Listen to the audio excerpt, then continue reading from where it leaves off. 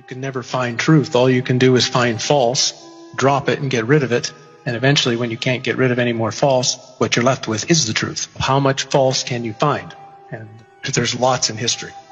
I was looking around the internet and came across the images of the 1893 Chicago World Exposition. And it blew my mind because it looked like ancient Rome in the middle of downtown Chicago. And as I looked at it further, well, here's another one in Philadelphia, here's another one in St. Louis, in Buffalo, in San Francisco, and then as soon as they were done, they tore them all down and threw them in the garbage. That just told me there's something wrong with all of these. The story of the expositions is a gigantic lie. And I think it's so huge of a lie because I think they're right at a bridge point when so many things about the 1800s that seem strange and weird, right as this sort of period ends of unbelievable strangeness, and all of a sudden these fairs spring up all over the world with impossible buildings we're talking about, which are colossal structures. Chicago built 700 acres of fair in supposedly less than 2 years. St. Louis built 1,200 acres of exposition buildings. One of the buildings in Chicago, the manufacturer's building, would house 300,000 people.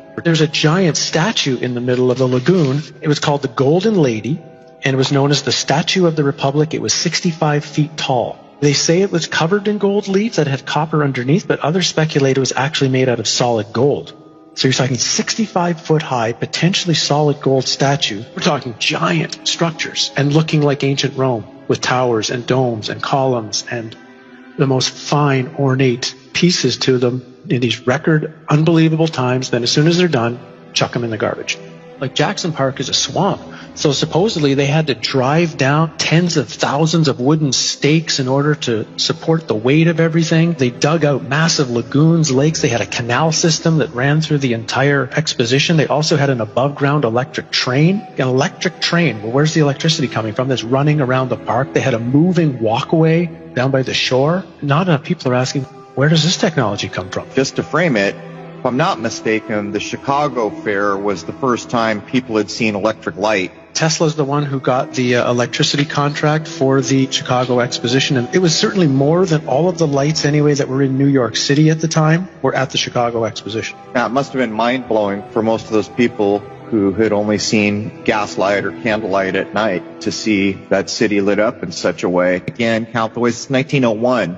We are told, whether it's true or not, the idea of being able to electrically do anything hasn't been around that long. And this fair is bizarre. This is supposed to be Tesla's fair, where he managed to somehow move electricity from Niagara Falls to Buffalo for the fair. No one's really explained how he actually did that. And at the middle of the fair is a 395-foot-high electrical tower, on top of which, of course, is a female golden statue called the Goddess of Light. And this thing was lit up by, some suggest, 500,000 electric light bulbs. Again, when you look at the photos of this thing, it's just, where do they really get the power from? I mean, think of what it would take today if you had a place with no electricity and no way to pipe it in, the generators that would have to be built. For example, there's a building that went up for the Barcelona Exposition in 1888. It was claimed to be the fastest built building in the world, 5,000 square meters, capacity for 2,000 guests, 600 rooms, 30 apartments, and it was supposed to be built in 53 days. This is supposed to be a time of horse and buggy.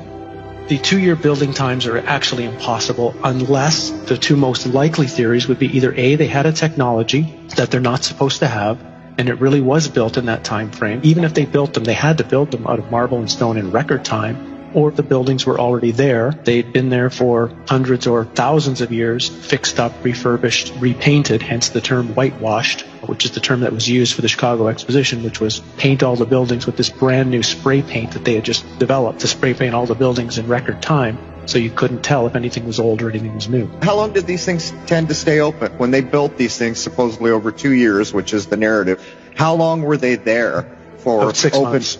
6 months for the public to come. And then what was amazing, for example, in St. Louis, 2 days after the fair ended, they brought in a demolition team from Chicago with explosives and blew the thing up. They actually used dynamite to blow it up, and they say threw it in landfills. Things like the World Fairs shows there was a time in our past, and even not that far in our past, where humans seemed to be at a completely higher level. Human living and human knowledge were constructed into the buildings using cymatics, using sacred geometry. These fairs, they're so important to study because the history that we know right now as history was invented at the time these fairs were going on. One of their underlying nefarious purposes was to teach a historical narrative to the population that they were supposed to believe and agree with.